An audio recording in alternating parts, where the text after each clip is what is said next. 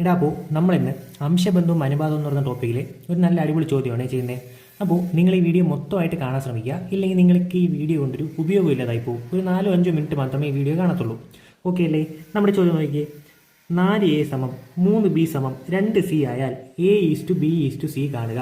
എടാ അപ്പോൾ നമുക്കിവിടെ തന്നിട്ടുണ്ട് 4A equal to 3B equal to 2C എന്ന് തന്നിട്ടുണ്ട്.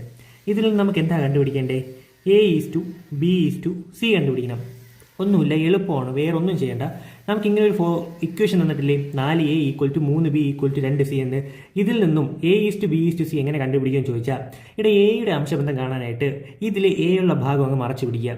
ബാക്കി ഏതൊക്കെ സംഖ്യകൾ കാണുന്നു അത് രണ്ടും അങ്ങ് ഗുണിക്കുക, കഴിഞ്ഞു. നമുക്ക് എയുടെ ഭാഗം മറയ്ക്കുമ്പോൾ ഏതൊക്കെ സംഖ്യകളാണ് കാണുന്നത്?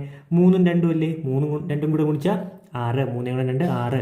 നമുക്ക് എയുടെ അംശബന്ധമായി ഈസ് ബിയുടെ അംശബന്ധം കണ്ടുപിടിക്കാനായിട്ട് ബി ഉള്ള ഭാഗം മറയ്ക്കുക, ബാക്കി 2 സംഖ്യകൾ ഗുണിക്കുക. ഇവിടെ ബി മറച്ചു പിടിച്ച ബാക്കി ഏതൊക്കെയുള്ള? എയുടെ 4ഉം സിയുടെ 2ഉം. 4യുടെ 2 എത്രയാണ്? 8 ഈസ് അതുപോലെ സി ആണ്. എന്ത് ചെയ്താൽ മതി? സിയുടെ ഭാഗം മറച്ചു പിടിക്കുക, ബാക്കിയുള്ള 2 സംഖ്യകൾ ഗുണിക്കുക. 4ഉം 3ഉം ഗുണിക്കുക. 4 × 3 12. ഓക്കെ അല്ലേ? ഈക്വൽ ടു ഇവിടെ 6, 8, 12. ഇത് 3 നമുക്ക് 2 ചെറുതായി കൂടെ ചെറുതാക്കാം. അപ്പോൾ 6ന്റെ പകുതി 3 ഈസ് 8ന്റെ പകുതി 4 ഈസ് 12ന്റെ പകുതി 6. നമ്മുടെ അംശബന്ധം എത്രയാണ്? 3:4:6. ഓപ്ഷൻ എ ആണ് നമ്മുടെ ഉത്തരം. ഇവിടെ പക്ഷേ ശ്രദ്ധിക്കുക, PSC ഒരിക്കലും ഇങ്ങനെ ഒരു ചോദ്യം ചോദിക്കത്തില്ല. ഓക്കെ അല്ലേ? ഇപ്പം നമുക്ക് 10th ലെവൽ പ്രിലിംസ് ഒക്കെ ആണെങ്കിൽ, 10 പ്രിലിംസ് ഒക്കെ ആണെങ്കിൽ ചിലപ്പോൾ ഈ ചോദ്യം ഇതേ രീതിയിൽ ഡയറക്റ്റ് ആയിട്ടങ്ങ് ചോദിക്കാം. പക്ഷേ ഒരു 12th ലെവൽ പരീക്ഷയ്ക്കോ അല്ലെങ്കിൽ നമ്മുടെ പോലീസ്, എക്സൈസ്, ഫയർഫോഴ്സ് അതുപോലുള്ള പരീക്ഷയ്ക്കോ ഒരിക്കലും PSC ഇതുപോലെ ചോദിക്കത്തില്ല. പക്ഷേ ഈ ചോദ്യം തന്നെ വേറൊരു രീതിയിൽ ചോദിക്കും. അതെങ്ങനെയാണ് നമുക്ക് നോക്കാം. ഇതാണ് ആ ചോദ്യം എന്ന് പറയുന്നത്. ചോദ്യം നോക്കിയേ, ഇത് മുൻപ് PSC ചോദിച്ചിട്ടുള്ള ഒരു ചോദ്യമാണ്. ചോദ്യം നോക്കിയേ, 4700 രൂപ A, B, C എന്നിവർക്ക് വീതിച്ചപ്പോൾ എക്ക് കിട്ടിയതിൻ്റെ 3 മടങ്ങും ബിക്ക് കിട്ടിയതിൻ്റെ 4 മടങ്ങും സിക്ക് കിട്ടിയതിൻ്റെ 5 മടങ്ങും തുല്യമായിരുന്നു എങ്കിൽ എക്ക് കിട്ടിയ തുക എത്ര? ഓക്കെ അല്ലേ? അപ്പോൾ നമുക്കിവിടെ കണ്ടുപിടിക്കേണ്ടത് എന്താണ്? അംശബന്ധമാണോ? അല്ല, എക്ക് കിട്ടിയ തുകയാണ് കണ്ടുപിടിക്കേണ്ടത്. ഇവിടെ നോക്കിയേ, 4700 രൂപ എക്കും ബിക്കും സിക്കും വീതിക്കുന്നു. അപ്പോൾ ഇവിടുത്തെ ആകെ തുക എന്ന് പറയുന്നത് 4700 രൂപയാണ്.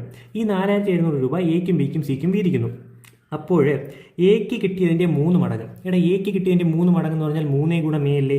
3 × A നമുക്ക് 3A എന്ന് എഴുതി കൂടെ എഴുതാം. 3 × A ഈക്വൽ ടു 3A ആണ്. അപ്പോൾ എക്ക് കിട്ടിയതിൻ്റെ 3 മടങ്ങും ബിക്ക് കിട്ടിയതിൻ്റെ 4 മടങ്ങ്. ബിക്ക് കിട്ടിയതിൻ്റെ 4 മടങ്ങ് നമുക്ക് 4B എന്ന് എഴുതി കൂടെ 4B എന്ന് എഴുതാം. അതുപോലെ തന്നെ സിക്ക് കിട്ടിയതിൻ്റെ 5 മടങ്ങ്. സിക്ക് കിട്ടിയതിൻ്റെ 5 മടങ്ങ് നമുക്ക് 5C എന്ന് എഴുതി കൂടെ 5C എന്ന് എഴുതാം. ഈ 5 മടങ്ങും തുല്യമായിരുന്നു. ഈ വാക്കിന് ഇവിടെ പ്രാധാന്യം. ഓക്കെ അല്ലേ? ഇവിടെ എക്ക് കിട്ടിയതിൻ്റെ 3 മടങ്ങും ബിക്ക് കിട്ടിയതിൻ്റെ 4 മടങ്ങും സിക്ക് കിട്ടിയതിൻ്റെ 5 മടങ്ങും തുല്യമായിരുന്നു എന്നാണ്. അതായത് എക്ക് കിട്ടിയതിൻ്റെ 3 മടങ്ങ് ഈക്വൽ ടു ബിക്ക് കിട്ടിയതിൻ്റെ 4 മടങ്ങ് ഈക്വൽ ടു സിക്ക് കിട്ടിയതിൻ്റെ 5 മടങ്ങ്. ഇത് 3ഉം തുല്യമാണ്. അപ്പോൾ നമുക്ക് നേരത്തെ ചോദ്യത്തിൽ കിട്ടിയതുപോലത്തെ ഒരു ഇക്വേഷൻ കിട്ടിയിട്ടില്ലേ? ഈ ഒരു ഇക്വേഷൻ കിട്ടിയില്ലേ? ഇവിടെ ഇങ്ങനെ ഒരു ഇക്വേഷൻ കിട്ടിക്കഴിഞ്ഞാൽ ഇതിൽ നമുക്ക് എന്ത് കണ്ടുപിടിക്കാൻ നമ്മൾ കുറച്ച് മുമ്പ് പഠിച്ചു? A:B:C കണ്ടുപിടിക്കാൻ പഠിച്ചില്ലേ? എന്ത് ചെയ്താൽ മതി? എയുടെ അംശബന്ധം കാണാൻ എയുള്ള ഭാഗം മറച്ചു പിടിക്കുക, ബാക്കിയുള്ള 2 സംഖ്യകൾ ഗുണിക്കുക. ബാക്കിയുള്ള 2 സംഖ്യ 4ഉം 5ഉം അല്ലേ? ഇത് രണ്ടും കൂടെ ഗുണിക്കുമ്പോൾ 20 ബി കണ്ടുപിടിക്കാൻ ബി മറച്ചു പിടിക്കുന്നു, ബാക്കിയുള്ള 2 സംഖ്യകൾ ഗുണിക്കുന്നു. 3 × 5 15 സിയുടെ അംശബന്ധം കണ്ടുപിടിക്കാൻ സിയുള്ള ഭാഗം മറച്ചു പിടിക്കുന്നു, ബാക്കിയുള്ള 2 സംഖ്യകൾ ഗുണിക്കുന്നു. 4 × 3 12. ഇവിടെ 20:15:12. ഏതെങ്കിലും സംഖ്യ വെച്ച് പൊതുവായിട്ട് ചെറുതാക്കാൻ പറ്റുമോ? പറ്റത്തില്ല. അപ്പോൾ നമ്മുടെ അംശബന്ധം 20:15:12.